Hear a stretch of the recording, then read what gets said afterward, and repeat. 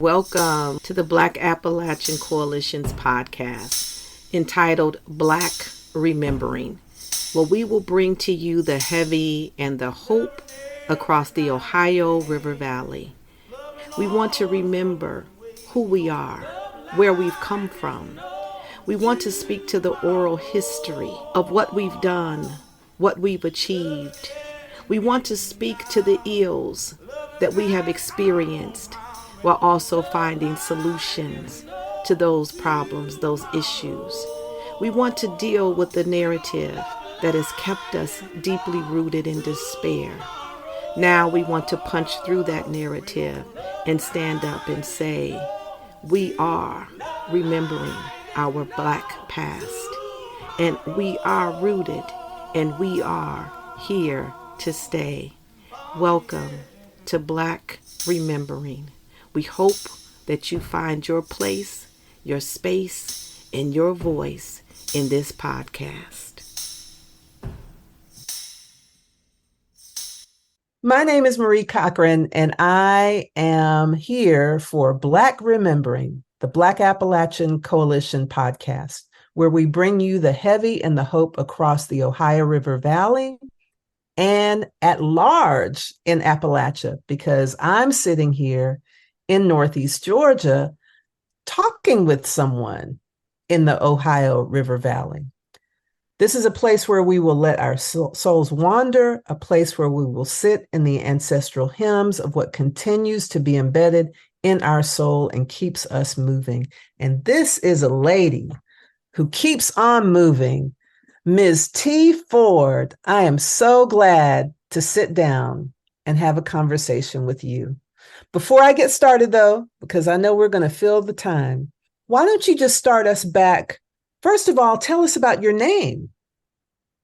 Okay, my name is Trevellya, and as a member of the West Virginia State University faculty, which is an HBCU in West Virginia, I found that the students did not want to deal with Trevellya or the last name, which is Ford-Ahmed. I immediately, after I wrote it on the board and introduced myself to everyone, a child in the audience held up her hand and said, Dr. T. So I've been T ever since, And I find that that's interesting because when I left my position, I brought in a young man from Morocco whose name was Ziati. And he told me that he felt so endeared to the crowd because immediately someone started to call him Dr. Z. So we have a tendency, I don't know if it's Black America or what, but we will not deal with the difficult. We'll give it a name immediately, Mickey D, whatever. I think, you know what, it's interesting that you should say that, because I always try to establish these interviews by saying, where does your name come from, which I'll ask in just a minute. But I think it may even also be a term of endearment.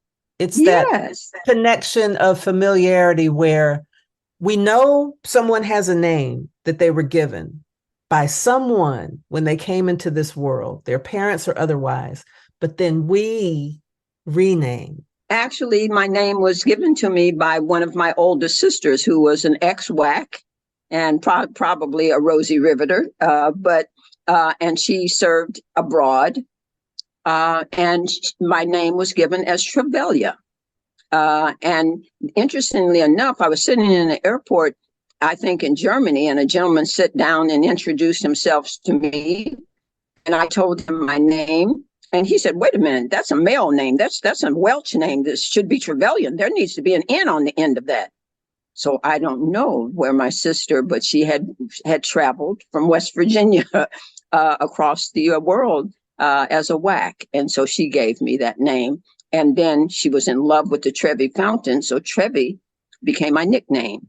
Wow. But then I have, in the last 30 or 40 years of my life, I went with the student who dubbed me T.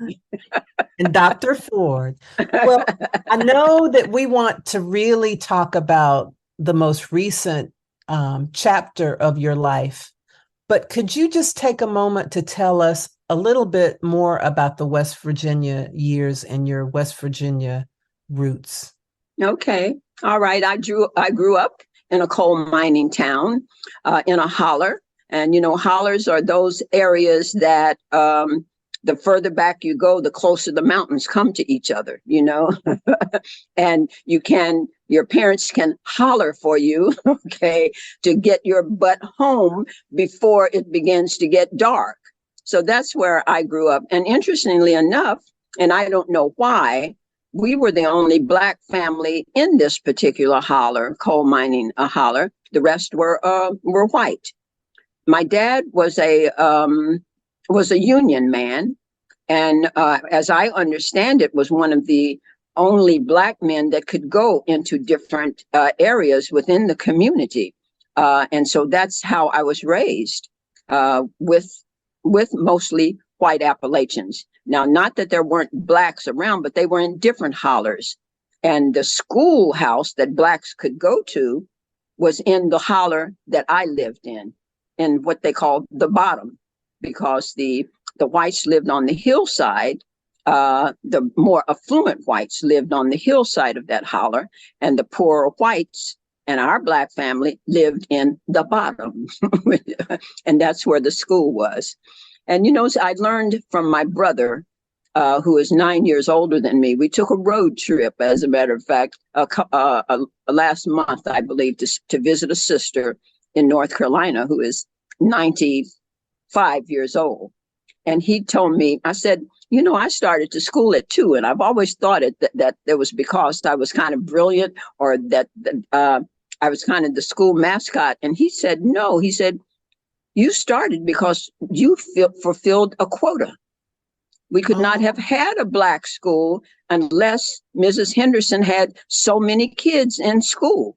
And we lived within a quick little walking distance from the school. So they decided they would enroll you, and we would come and get you and take you to school every day. And I remember being there, and the big Black pot-bellied stove that sat between the two schoolrooms. Mrs. Henderson had 1st through 3rd grade on one side of that stove, and then the 4th through 6th grade on the other side of the stove. And so with me coming in, I think they had a Black school could not exist without, I think, a minimum of maybe 30 students or something like that. And they only had 29. So I fulfilled that quota for them to have the school. Well, the beautiful thing about this story is that you became an educator. So if we fast forward, how did you make the transition of moving from West Virginia to Ohio? Because you stayed in Appalachia. I did not really stay in Appalachia. I was in, when I left Appalachia, I graduated at 16. So you had some detours.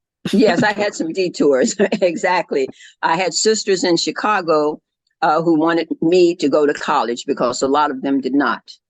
And so they invited me to Chicago to live with them. And I went to the Art Institute of Chicago.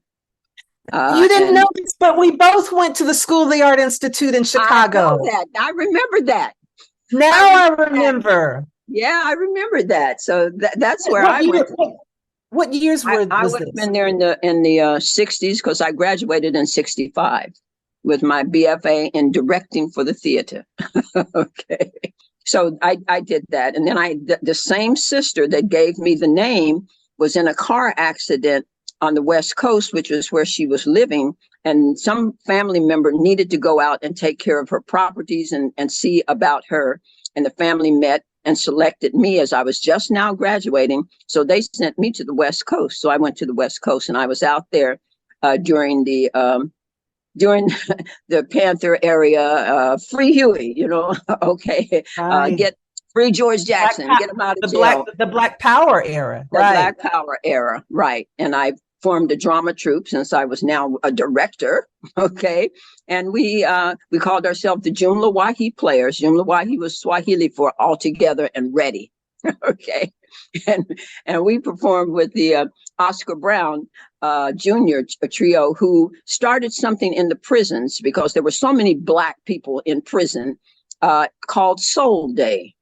And he would go with his ensemble and do Soul Day in Soledad and San Quentin in the women's prison, the at Vacaville, et cetera, et cetera. And we were their opening act. We were a group of dancers and we did spoken word. And I was there for some time. And it was my parents. I lost my father while I was there and my mother aging.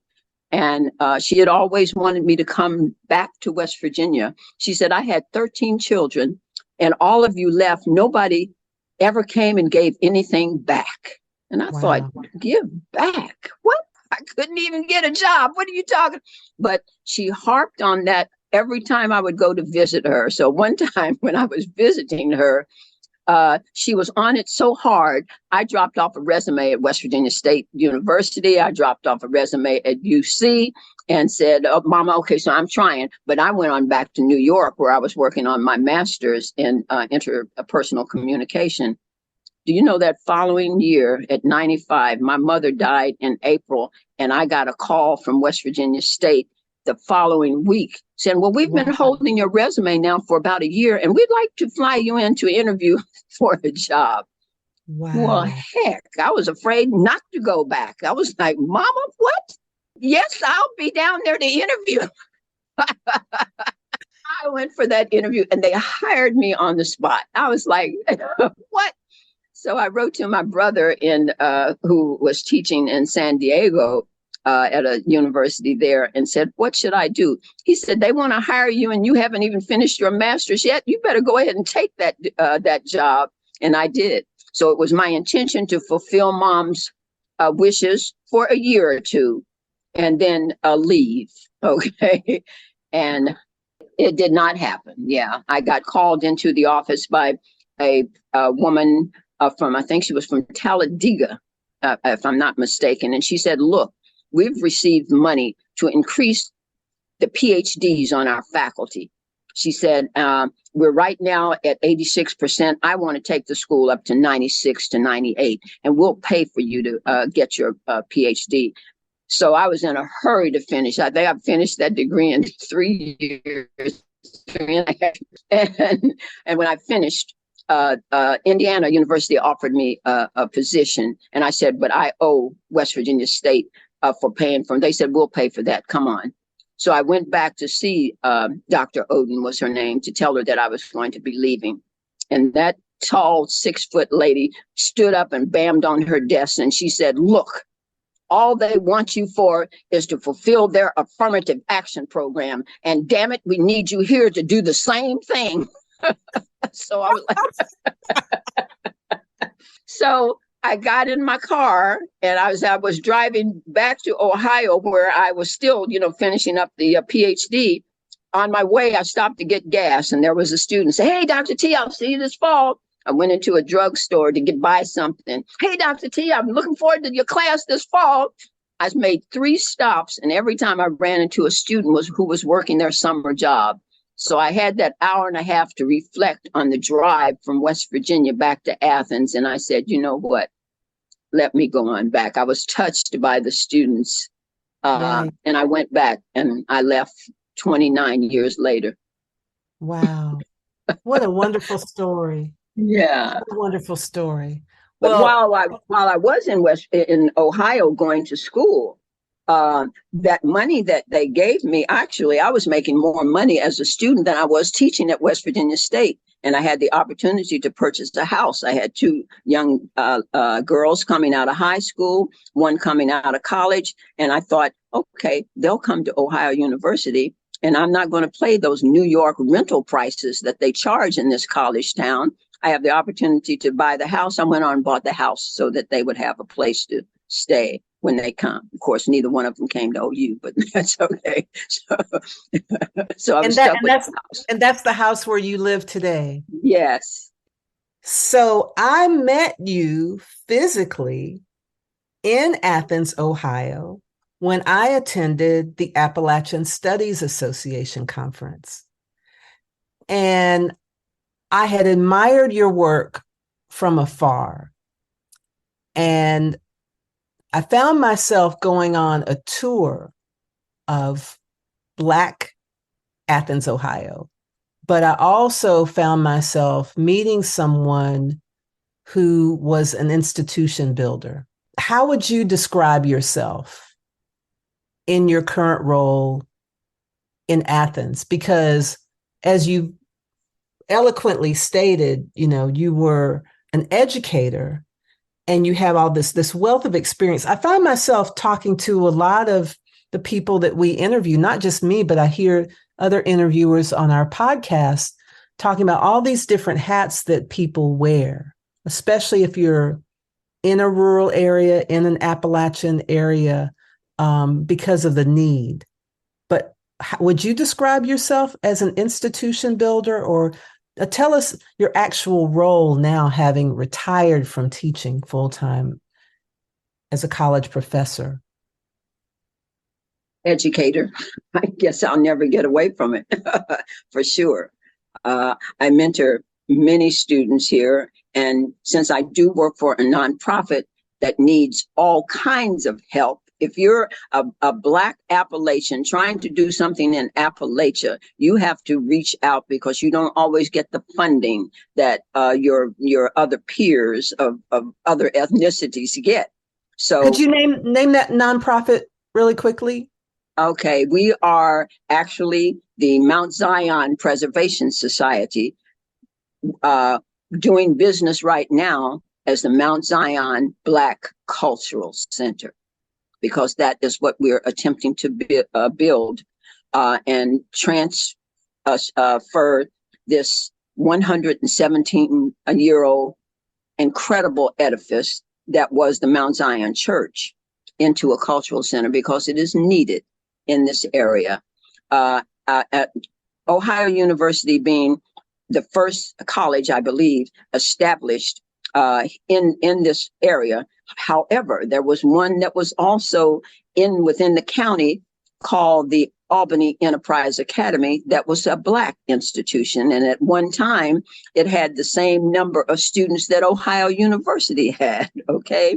Of course, that was torn down and destroyed, as was the Berry Hotel, which was torn down and destroyed, as was the West Side ghetto, so-called, where there was Black businesses, etc., which was torn down and destroyed. And of course, the wrecking ball was coming after the Mount Zion. And that's when I got a knock at the door from a historian, an incredible woman, saying, I understand you retired from so-and-so, and we need you to serve on our board. Can you? And I was brought in. And so that's what I've been doing with the society, helping them to, I've been writing grants for them. I've been bringing in students to do research. I've been bringing in students to develop a presence for us on all kinds of social media, for students to design our logos, and et cetera, et cetera.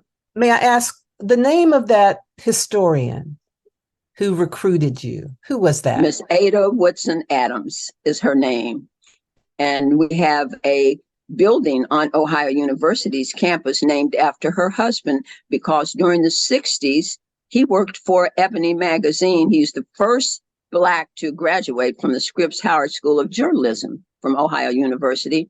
And when there was no journalists that could go to the rioting sections or go into the Panthers area, etc., they couldn't send white newsmen there. Mr. Adams was one of the first ones that was to go. And from then, Blacks began to start getting hired by New York Times, the Wall Street Journal, the Washington Post. That kind of opened up the door.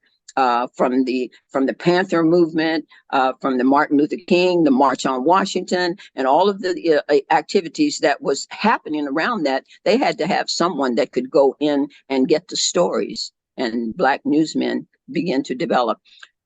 However, it was the decline also of Black newspapers.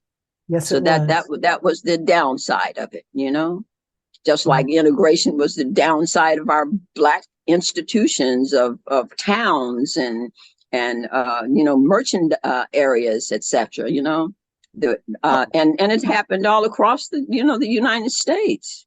Well, that's why I think your work is so important, because one of the things that I I'm concerned about is that there is funding from the National Endowment for the Arts and other organizations where they put plaques up, and there might be even public art that becomes a symbolic reference to what was. But what you're talking about is not simply restoring a building, but bringing it into use, not having Absolutely. to be symbolic. So one of the things I wanted to make sure that I got you to talk about is this recent win, this recent celebration that you have for the work that you've done with your nonprofit in collaboration with your community members, board members, and others. If it was a visual, you would see me standing up doing a little dance too. Yes, of course. Oh, okay. And interestingly enough, on my way rushing here to get on your podcast, I drove by the building, and there were 4 gentlemen from TNT Scaffolding who had all kinds of pipe and stuff that was putting up scaffolding around the building.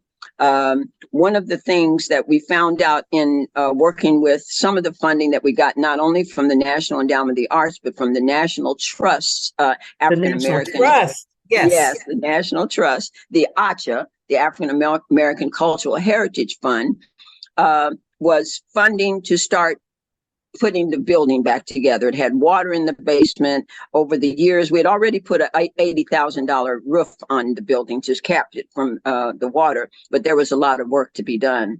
And so we got money to start working on the basement and found out that we had $1 million worth of stained glass windows. And if we were to start shaking up that building, those stained glass windows would be at peril. And the young woman who apprised of that is called Ariana Macau, and she has a business on the West Coast called Zolani Glass Conservation. And she made us aware of that and how on time she was, because when March rushed in like a lion, like it often does, it took out one of those windows. And we found out that that window had been crafted in Japan in 1906, and the technology is almost impossible to duplicate anymore. So that's been our thing, get the windows out. So we went back to the National Trust and said, oops, the grant we wrote to start on the basement, we didn't know what we were doing. We're a volunteer board, etc. Can we please redirect that money toward removing windows? Yeah. And they said, of course, fine. And so then we start going about raising the money. We and through our historian and Miss Ada Woodson, who is a vigilant, not only historian, but a waymaker, stayed on the governor's office and those people, and we have been awarded a Buckeye Regional grant of $303,245. So we are just over the moon with getting those windows removed, crated, re-leaded, and held until we finished the building. And then because Miss Ada kept saying, when I was writing the grant to get the basement, she said, well, windows are first out, last in. First out, last in. That didn't mean anything to me, but she was aware all the time. I'm just trying to get money to get the building done. And she said, but the windows first out, last in. So I had to come back to that mantra that she kept saying. So we're taking them out first. We have the gentleman, and as on my way here, I rode by the church, and there were 4 Black men from a company called TNT in Columbus who was putting up the scaffolding. And I stopped by to say hello and snap a few pictures. We'll actually do some links so that we can actually direct people to some of these resources that you're referring to. So can okay. Well, and so beautiful, because one of the things that you've really encapsulated, even in having the students work on this, is that it wasn't just a project to fulfill a grade. It was a holistic approach where they talked to the people who inhabited the space in downtown Athens, Ohio. And I have to still stop when I say Athens, because I always want to say Athens, Georgia, because Right. that's where I went to school, the University of Georgia. But just the whole idea of this being an institution that is beyond its walls, that's connected in Yes. some ways. And I know I could keep you for another hour, and I'm not going to do that to you. Okay. So I'm going to have this last question because, again, this is one of many conversations that we're going to have. One of the things that we've talked about in this podcast is that we'll have repeat offenders, taking a negative term and bringing it back around. Okay. Return customers. Okay. Where we come back and we visit you again as things develop. So my last question is going to be two. Is first of all, as we end this conversation, how do you relate to the term Black Appalachian, Afralachian? How do you define yourself in this space, in these spaces, in the region that you've inhabited from childhood to now? I was asked to participate in a writing by Hurwitz for a cultural anthology. And the piece that I wrote was called I Too Am a Coal Miner's Daughter. Because the quintessential coal miner has always been Loretta Lynn, okay? and everybody that comes from that ilk, and generally it's white. So I would say that I am a coal miner's daughter, and that is that shocks people, that there were coal miners in the area, and that my dad was a union organizer for the coal mine. So that would be probably the way I would define myself. And I love Frank X replacing the two P's with F's. And calling them Appalachian. He's a brilliant young man, and I quote him in my piece called and I think the book is Generations to Generations by Hurwitz. Wow. And I quote him and his Kin, Tucky roots. So yeah, that's how I would define myself. And of course, at some point, we really need to talk about why Athens, Ohio. How did this ever have Black people here? That's the second part, because there's so much that I learned on that walking tour, in addition to Mount Zion, that it would require, at least two more interviews. I just want to say that it has been truly a gift to fill space, to take time out of your busy schedule.